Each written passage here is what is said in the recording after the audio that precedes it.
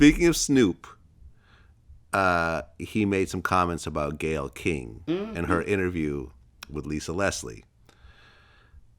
Now, I'll tell you this, because Gayle said, oh, that was taken out of context. It was a longer interview. I do interviews for a living. For the last 15 years, I've been doing this. From my point of view, Gayle knew exactly what she was doing. She had that question, and she made sure to slip it in somewhere in that interview, knowing exactly the type of effect it would have. But she probably didn't think it was going to be so negative. So then she tried to blame it on the network or, blame it on whoever. But she knew exactly what she was doing when she brought up Kobe's legacy being tarnished by the rape allegation that never went to court. I'm going to say a little bit. I'm not going to say a lot. Because if I say what I really want to say, I'll never be on the OWN network again. Oprah Frost fucking shoot me on sight. But there can be no taken out of context if you don't say it. You have to have said it. Yeah. I saw the interview. From what I could see, it was no taken out of context. It was a deliberate question. I feel like maybe young Gayle has gotten herself a little bit of a head up under that lace front. And after she did the R. Kelly interview, Yeah, she was feeling herself. Shit, I'm got Gayle King. I'm Gayle fucking King. Really, Gayle, you are Oprah's friend. You're very, accomplished journalist, which means that you know exactly what you're doing. Yes. Okay? And it was too soon. It was dismissed. It was bad timing. And I don't care how politically correct people want to try to be in this era. Snoop said what 99.99% of the people in the country were feeling. Right. And that was, you funky doghead bitch. How dare you want to tarnish my homeboy's reputation? Respect the family and back off, bitch, before we come get you. Come bitch. get you. Now that for me, I said, you had to do one of these. And he said, I probably shouldn't say this. Fuck it. Yeah. He said, fuck it. He took it back to Long Beach with that one, so we come snatch your ass up.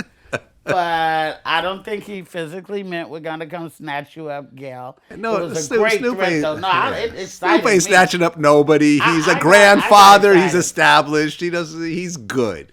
Yeah, he should good. just concentrate on his son's modeling career right now. Oh, yeah. You saw that, huh? Those pictures of Snoop's son. I wasn't going to mention this, but you brought it up. So it is what it is. Said that he should, concentrate on that and not spew, he said what he said.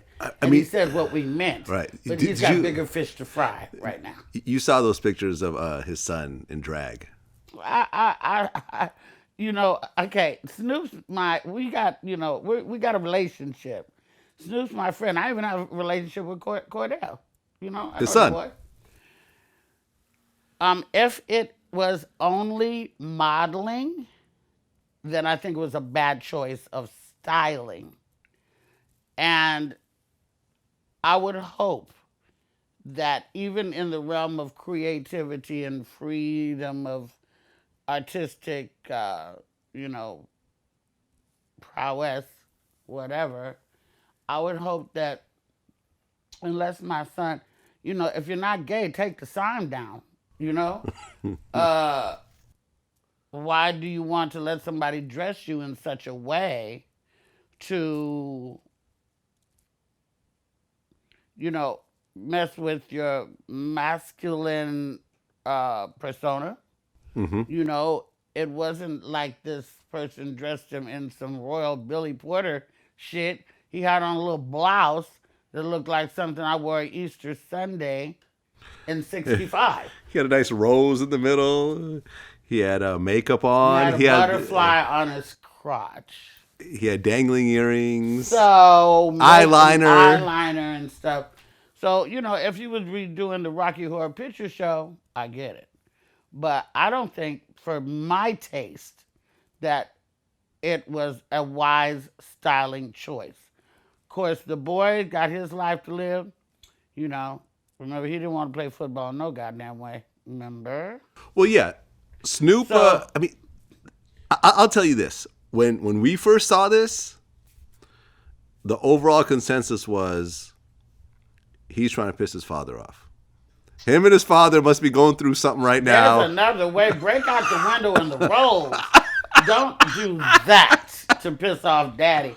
And I think that actually, I really believe this. I really believe this. Okay, Snoop already went in on Gayle. Okay, the gay community is very on top of shit, and they've gotten very bullyish in the last couple of years. To black folks get called nigga every day somewhere, and we don't have a team of people that will drag people through the mud and be like, shit, I think we've been desensitized. But what I believe is that even if Snoop disagreed with the fashion choice, or even if Dwyane Wade disagreed with the fashion choices of his son, or even if Magic disagreed with the fashion choices of his son, which you can't really disagree, because if you're going to be a drag, if you're going to dress a drag, be a good one. And EJ is a fashion icon. I don't give a fuck what nobody say. But anyway, I think EJ's a fashion he's a icon. fashion icon. Okay. Yeah, that's what all the children know.